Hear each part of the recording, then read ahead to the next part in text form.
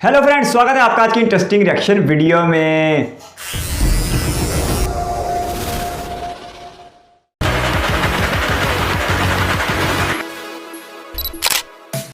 ये कहानी शुरू होती है आज से लगभग 500 साल पहले, जब लगभग पूरे भारत पर मुस्लिम सम्राटों का कब्जा था।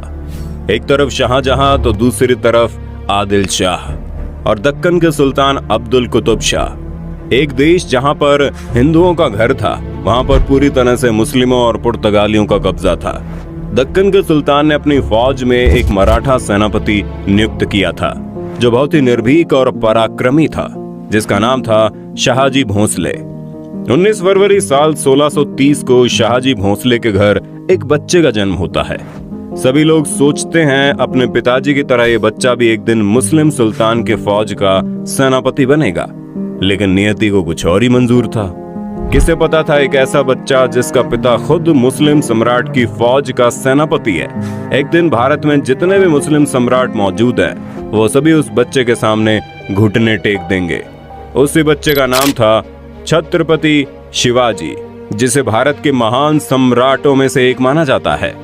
अरब और खाड़ी देशों से आए हुए मुसलमान भारत के राज्यों पर कब्जा तो कर लिए थे, लेकिन इतनी दूर से यहाँ के राज्यों और किलों को संभालने के लिए मंत्रियों को लाना संभव नहीं हो पाता था।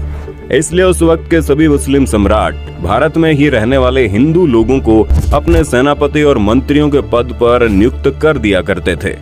इसी सिलसिले में दक्कन के सम्राट ने शाहजी भोंसले को अपनी फौज का सेनापति नियुक्त कर लिया। शाहजी सेना में उच्च पद पर आसीन थे और साल 1630 में महाराष्ट्र के जुन्नर के समीप शिवनेरी के किले में उनके और जीजाबाई के यहाँ एक पुत्र का जन्म हुआ।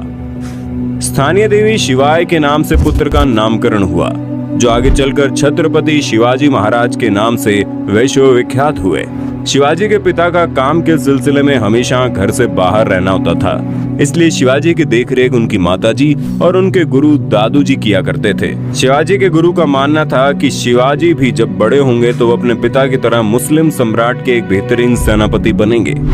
ये वक्त था 1646 के लगभग, जब शिवाजी की उम्र महज 16 साल की थी।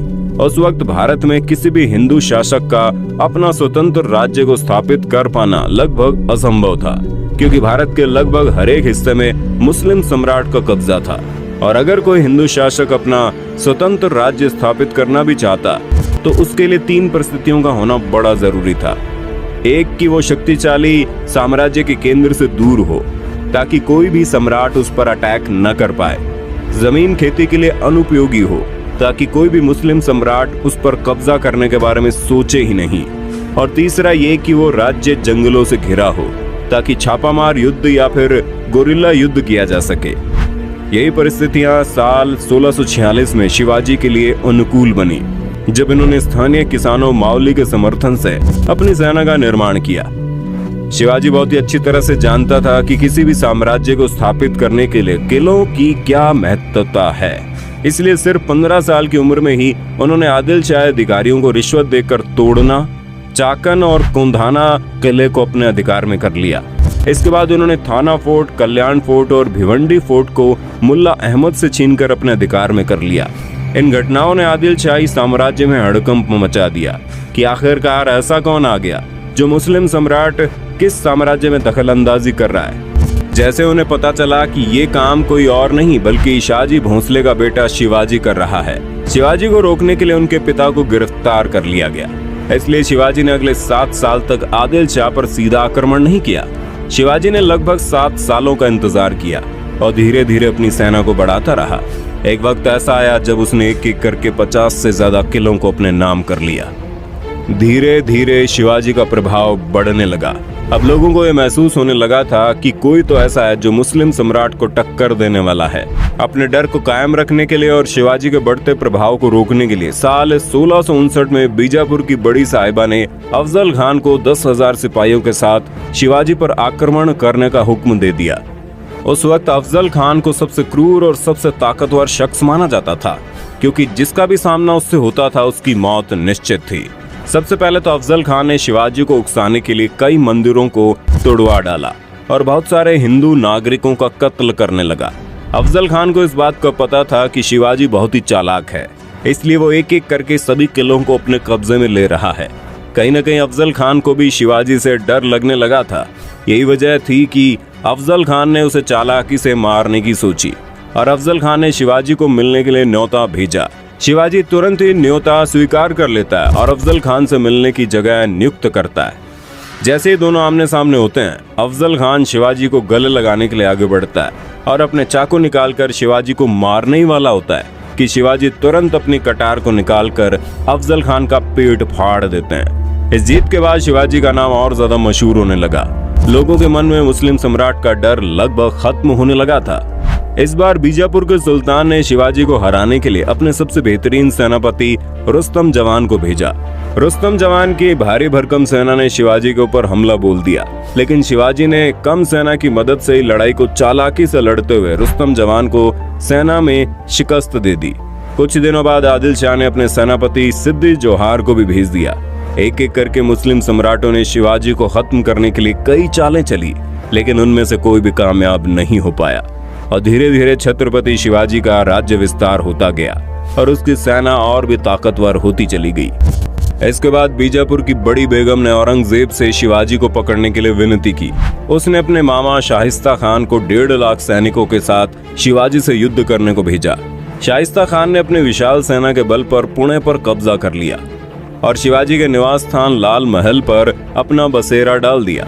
शिवाजी ने चालाकी से अपने 400 सिपाहियों को साथ शादी के बारातियों के वेश में पुणे में प्रवेश कर लिया और रात के समय उन्होंने सीधे शाहिस्ता खान के ऊपर खतरनाक हमला बोल दिया।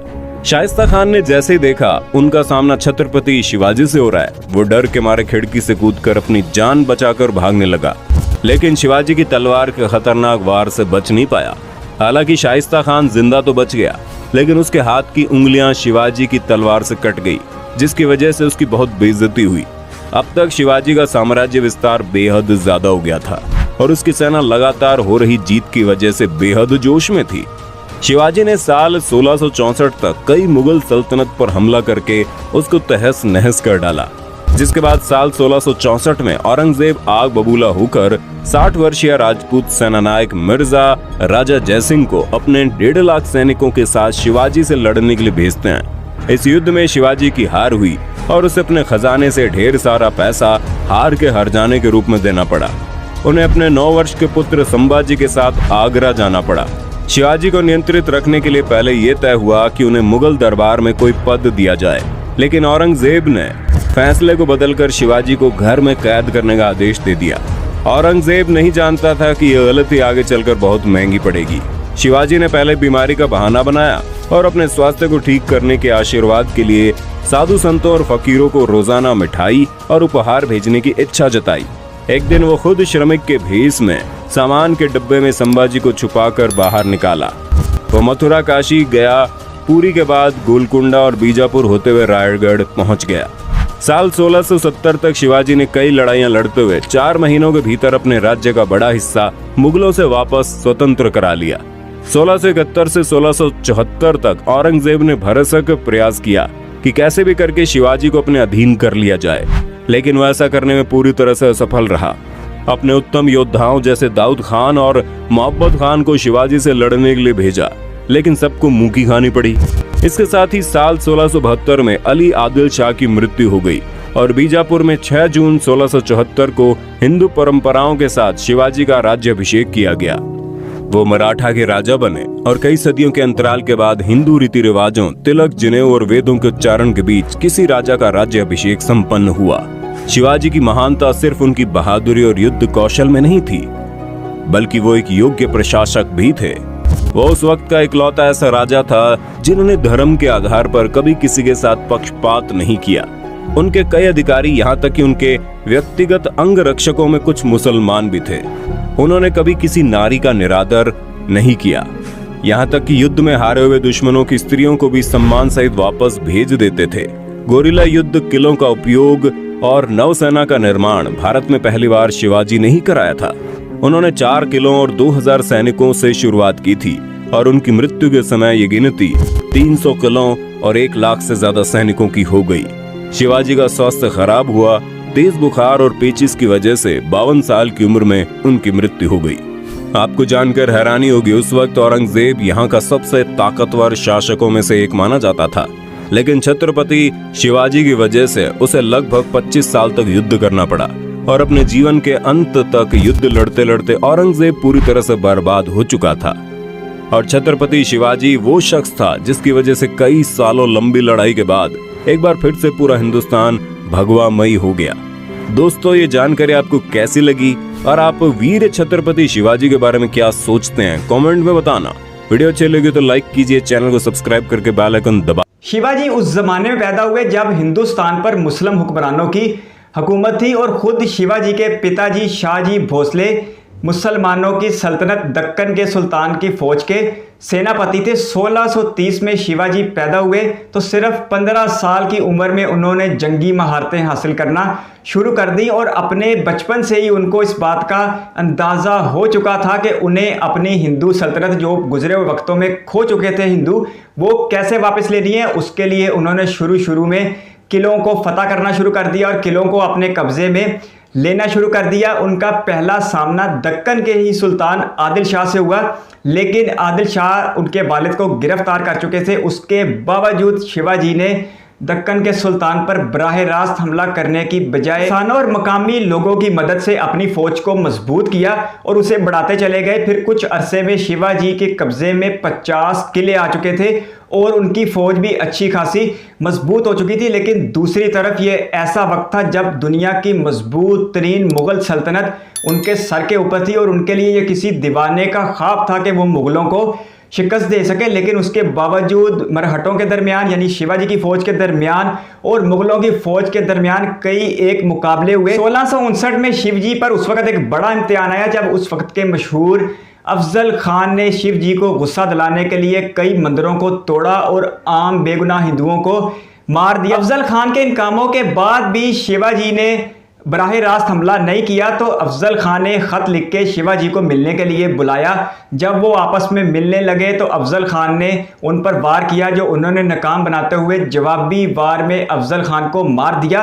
और इस मार्के के बाद शिवाजी का नाम बहुत ज़्यादा मशहूर हो गया और गुजरते वक्त के साथ साथ उनकी फौज भी मजबूत होती चली गई। अफजल खान को कत्ल करने के बाद शिवाजी की फौज ने रुस्तम जवान की फौज को शिकस्त दी और इसके बाद उनका इलाका बढ़ता चला गया। लेकिन फिर शाइस्ता खान की फौज के हाथों शिवाजी को शिकस्त उठाना पड़ी और उनकी रियासत, उनकी सल्तनत यानी मरहटा सल्तनत का मरकज लाल किला शाइस्ता खानदान की फौजों के हाथ में चला गया। लेकिन एक बारात के मौके पर शिवाजी ने 400 साथियों समेत बारातियों का रूप धारते हुए शाइस्ता खान पर हमला कर दिया। इस हमले में शाइस्ता खान जान से तो बच गए, लेकिन शिवाजी की तलवार के वार से उनकी उंगलियां ज़ाया हो गई। लेकिन फिर 1664 में एक बहुत बड़ा मार्का हुआ। मिर्जा जय सिंह ने शिवाजी की फौज को शिकस्त दी और उन्हें हार के बदले में ढेर सारा पैसा देना पड़ा। साथ ही उनको गिरफ्तार कर लिया गया और आगरा भिजवा दिया गया। आगरा पहुंच जाने के बाद कई लोगों ने कोशिश की कि औरंगजेब के दरबार में शिवाजी को कोई ओहदा दे दिया जाए, लेकिन औरंगजेब ने शिवाजी को घर में